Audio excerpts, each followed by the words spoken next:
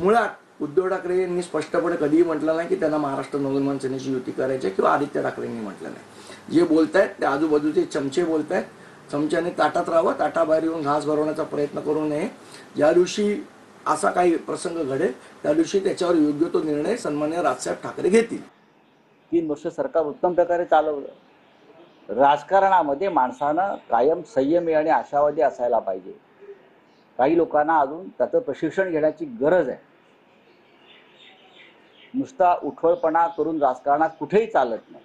मी कुठेही म्हणतोय खूप संयम ठेवावा लागतो, विशेषतः जेव्हा महाराष्ट्राच्या अस्मितेचा प्रश्न असतो, मराठी माणसाच्या न्याय हक्काचा प्रश्न असतो, तेव्हा संयम आणि त्याग या 2 गोष्टी असल्याशिवाय महाराष्ट्राचं नेतृत्व आपण करू शकत नाही।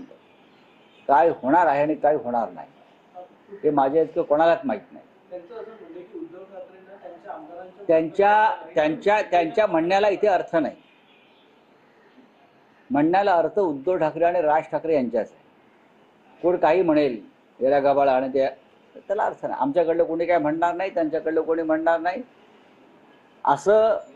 अशा पद्धतीने एकेकाळी महाविकास आघाडी सुद्धा होणार नाही, हे कसे एकत्र येऊन सरकार बनवतील अशी भूमिका होतीच ना।